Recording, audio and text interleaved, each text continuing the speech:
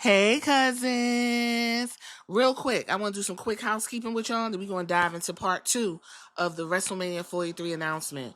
I think it's really important, and me as a social worker, clinical therapist, working every day to make my clients better people, as well as me working every day to be the best person I can be. In these times of all of this wow shit that's going on around us, please practice self-care. That's it. I know AJ Lee was talking about therapy and everybody was kind of fucking that over and laughing and joking about it. Please practice self-care because everybody can't afford therapy. Practice self-care. Get you a hobby. Get something that'll take your mind off of it. Get back into books. Your girl, I got books on books on books, okay? Books on books on books. And I need to organize them. Read books. Get into fantasy. Get into drawing. Adult coloring books. Play with your family. Turn off the TV. Get into other things. Take your mind away from this because I'm going to tell you one thing I learned, and it's crazy. And I think James Baldwin said this. The more educated you are, the more angry you are. It's true. Sometimes it's okay to turn your brain off and be oblivious. I would love, and I do for the most part, say, I don't know what you're talking about. I haven't been watching anything. And then I find out and I'm like, don't tell me nothing else. Being oblivious protects you from a lot of things. Okay? It really does. It really does. Just practice self-care. Practice your mental health and make sure everything is where it needs to be. You always can come over here because I'm a talk regardless. That's just some shit I like to do. When you get tired of the pro wrestling, I have an outlet over there. Hey, what that got to do with wrestling over on the Patreon? Listen, memberships are open.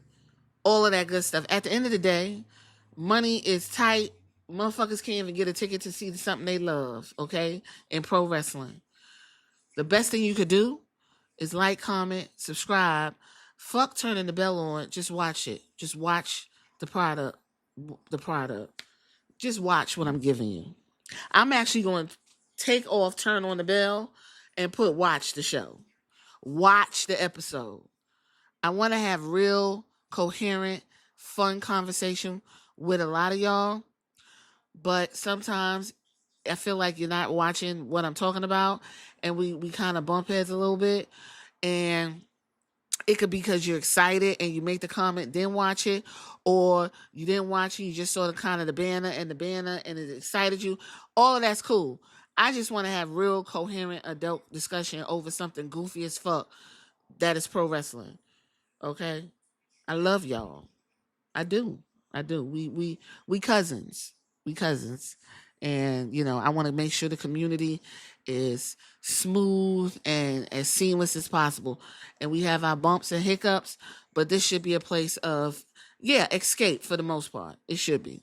So I just want to get that out there. I think it's really important and all that's going on. And as you surf social media and run into other humans in public who don't got no fucking coping skills, you really need to learn how to use your coping skills and definitely practice self-care. With that being said, WrestleMania is going to be in Riyadh, Saudi Arabia. It is official. It is official.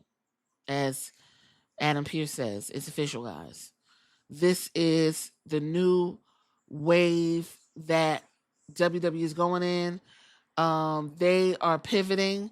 I almost want to say the ESPN contract that they have now is going to be where we will start seeing some significant changes in the product as we know.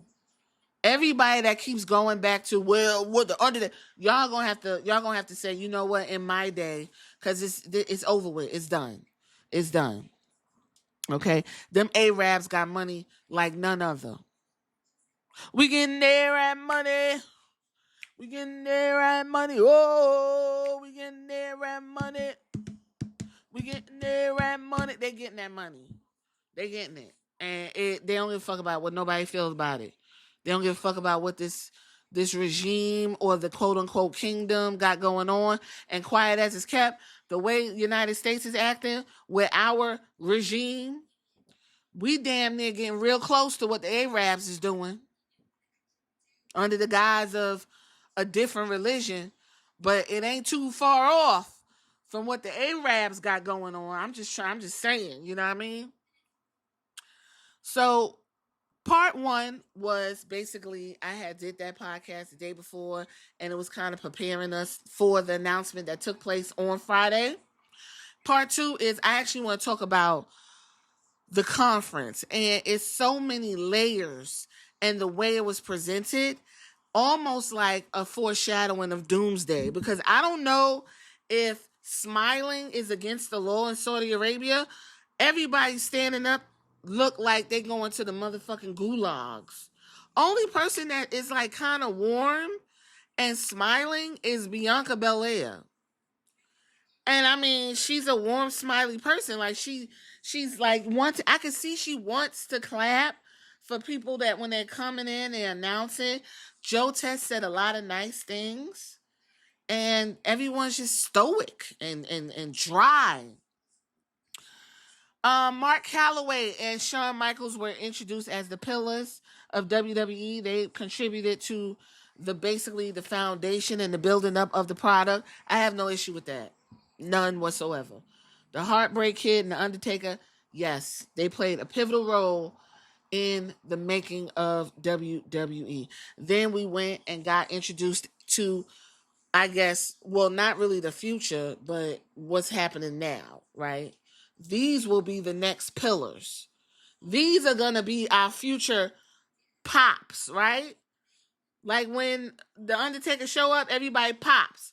When these guys show up in another 20 years, everybody going to pop. So these are our future pops. Bianca Belair, the EST. Charlotte Flair. Mother Bone. Sorry about that, my phone. Mother Bone. Then we had Liv Morgan. Then we had Stephanie Vacquer.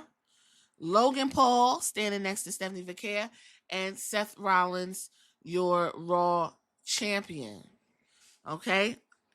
Joe Test turned and said these are the athletes, and he pointed over to Bianca Belair's side, and he said these are the workers, the employees, the superstars, the entertainers, and he pointed to the Seth Rollins side. Overall, he said these are the ones that keep the lights on and the wheels turning down to WWE. I had no issue the way Joe really tried to build this up and make this as exciting as possible. It's the energy is permeating through the screen. It's sad as fuck for some reason. I think it's important that they're in Vegas doing this announcement, okay, with at the Vegas Fountain Blue, which is a partner for the On Location. That is the package that they use, the company that they use where you get the packages from. I can't wait to see how much this WrestleMania package is to go to Radiah, because I'm telling you right now, I don't know who the fuck is going over there. I don't know who the fuck is going over there with all that shit that's happening just to go get a quote-unquote experience. I don't even know. That's some wild shit if you ask me, but whatever. Thought that was important, especially since WrestleMania 42, is going to be taking place in Las Vegas. Even the goddamn advertisement of WrestleMania 42 is black and white and bland and boring as fuck. Lazy as fuck. Let's go ahead and get into this. Paul Levesque is introduced as the man who crafted, guided, and positioned all of the plays that are taking place and where we're at now. So when motherfuckers are complaining, please make sure Paul Levesque's name is in the front, because he wants to take full credit of what he's doing with this product. Okay? Nick Khan, all them guys in the back at the top, all them people in Silver Lake, everybody all up at the top. Those is the people. But Paul Levesque made sure that he's introduced as some type of innovative force. And so he will take the brunt of every and anything, because I will never let this goddamn Air Max up off his thick ass neck. Now, while Paul Levesque is talking, okay, because I'm watching this, the way Liv Morgan is behaving behind him is bizarre as fuck. I don't know if it's just her personality or she just fucking goofy. You got Mark Calloway looking like he just got off of his home health aide part-time job with Vince McMahon, trying to really keep it together. But she's like, grinning and smoldering and just, it's too much. Not to mention, I'm shocked that she was able to come up in there with just a suit jacket on and them legs out like that. I'm actually shocked. Now, Bianca also had her legs out too, but she had on like a whole, situation together, and Stephanie Vaquer. But Liv Morgan just really gives I want to fuck this guy vibes, and I'm not even joking. Y'all could go back and look at how she conducting business, but it is what it is. I'm gonna leave it right there. So Turkey Al-Sheikh comes out and he's reading a teleprompter with Paul Levesque, and the way he's reading it is like, yes, that's what we said, and that's what we want you to do. You better big us the fuck up because we gave you a whole lot of money. Okay? We are going to change your American sports entertainment little cute thing y'all like to do. We're going to change it and craft it in our likeness and entertainment. Okay? That's what we're going to do. That's what he was giving off in this whole situation. The man wasn't talking, didn't really say nothing, I don't think. So let's talk about the questions. The first question was thrown at Mark Calloway.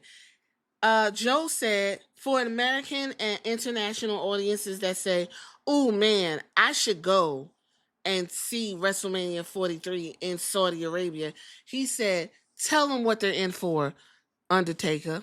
That the people from Saudi Arabia have. His Excellency has just, he has been such a instrumental force in the growth of WWE in Saudi Arabia. I think people are going to be so pleasantly surprised at the kindness and just the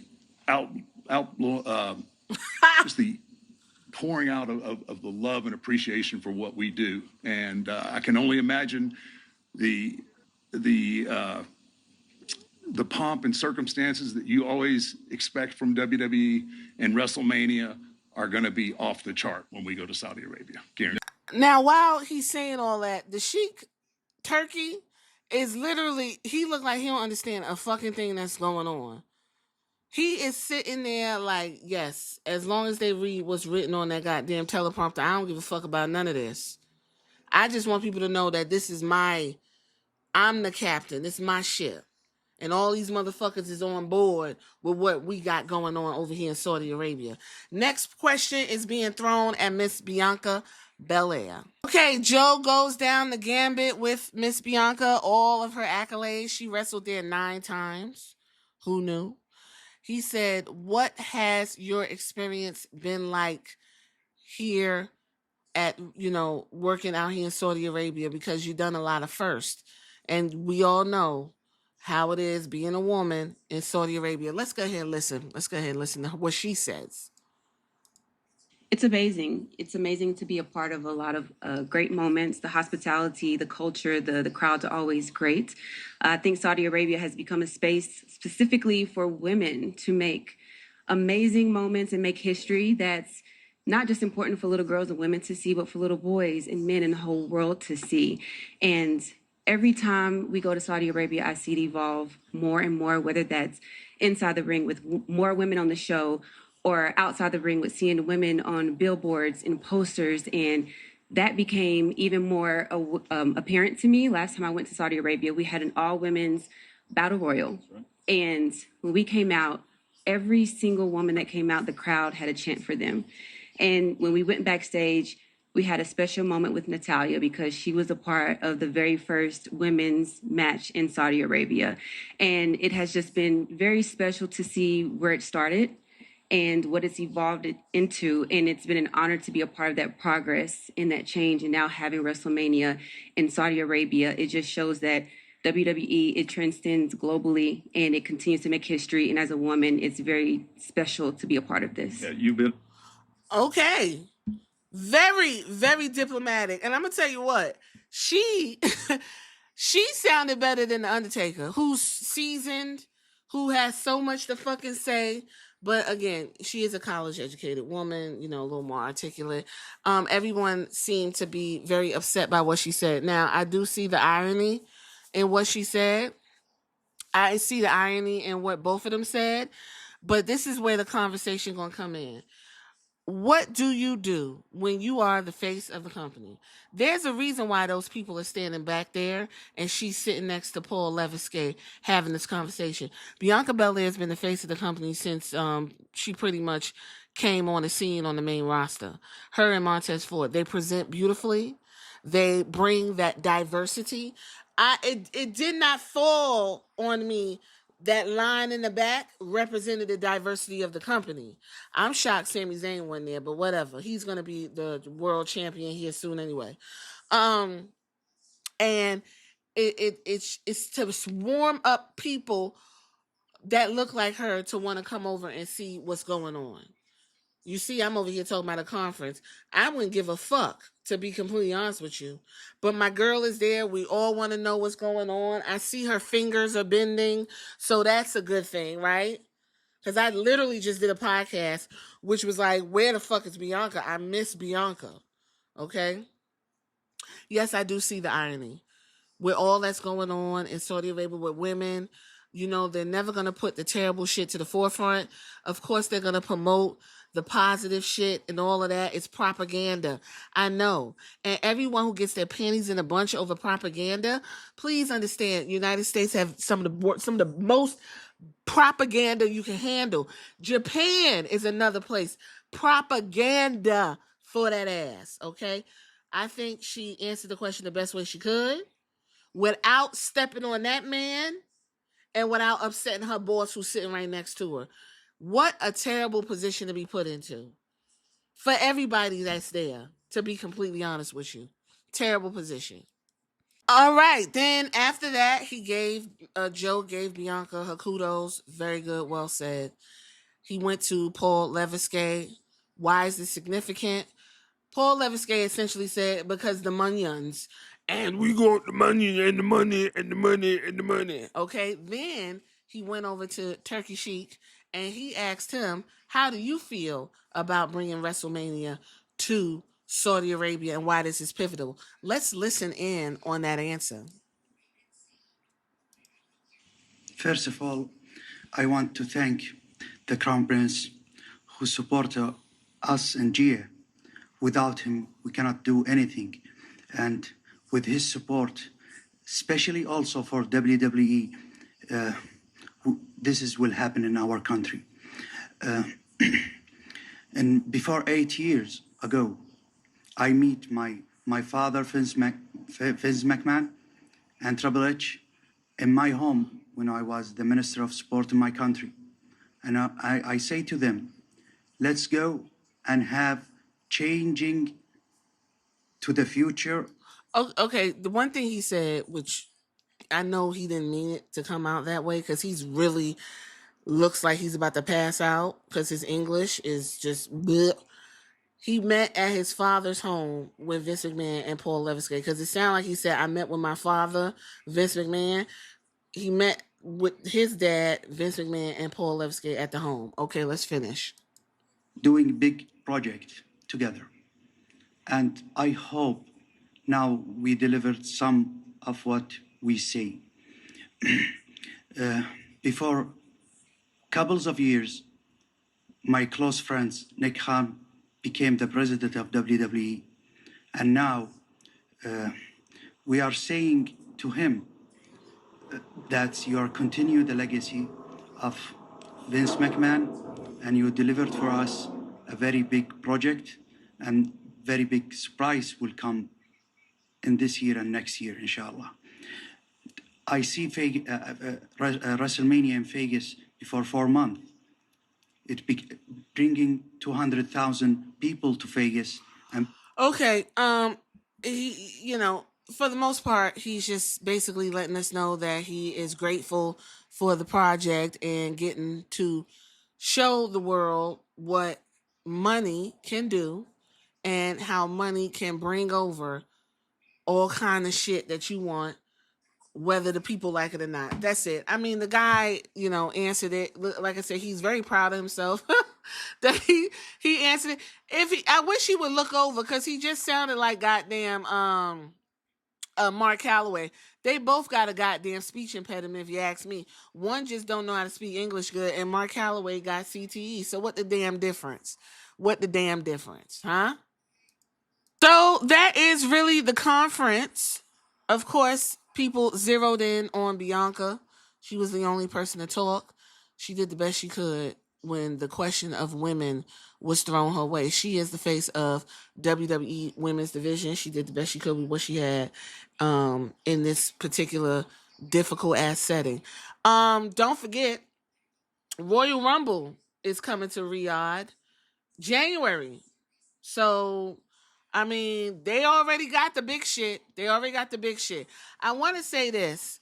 I know everyone is upset that Paris and London and all the places didn't get it first, but on one of the podcasts, if I didn't post it already, Mark Shapiro, is that his name, who's the head of the TKO? I'm going to keep repeating this. This man said they are no longer paying to come to places. You have to pay them. And if you don't have the money, they will go elsewhere. Saudi Arabia has the monions. They could get every pay-per-view if they fucking want to. Because that's what this is about. Okay?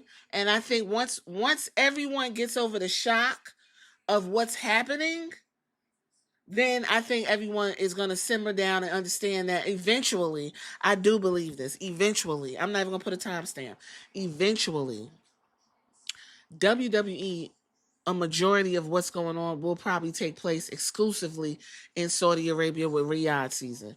I don't think they have a problem. If Americans and Europeans and Westerners don't come over there to see their shit, it's still going to be broadcast. They don't give a fuck.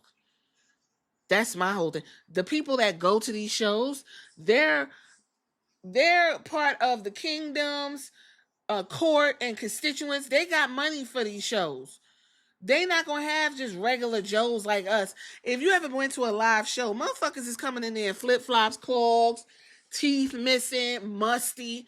They not coming in there like that. This is a place where they're turning it to, you know how you would go, like old school movies would show you where they would make big decisions and shit at boxing matches and like lacrosse matches and tennis matches and shit. That's what this will turn into. This is the place where, listen, meet me at WrestleMania. We're going to make the deal there. They want this to be a huge deal for Saudi Arabia so everyone can come and they can get those international bucks. But I don't think it's going to go the way they think it is. Because I'm going to be honest with you. First of all, I have no desire to go to the Middle East. And I definitely don't want to go over there. If I'm going to visit 2-3 days tops like everybody the fuck else and get the hell up out of there. To leave it on a note, Bianca, she did what she could. Folks running her down. Sometimes there's a twinkle, a twinge, a twinkle, a twick twack of sexism, racism, and you just don't want this black woman nowhere near the product. Charlotte Flair standing there. They didn't ask Charlotte Flair. You got Stephanie Vaquer, her English ain't good enough. And you got goofy ass Liv Morgan. She's just not that girl. She's not that girl. Seth Rollins could have sat down in Mark Calloway's place and articulated himself. I even think Logan Paul would have probably did better than Mark Calloway, to be completely honest with you. Because he has years and years of being a dickhead under his belt, he definitely could have responded to that. Even Shawn Michaels. But I honestly think these people are there. If I had to choose Shawn Michaels, Charlotte Flair, Bianca, I even throw Seth Rollins. They're there because the bosses asked them to represent, and they're doing their due diligence as employees. That's it. We all gonna have to either essentially what they say. You gonna have to get down or you gonna lay down. That's where they at. This is where WWE has pushed us as an audience.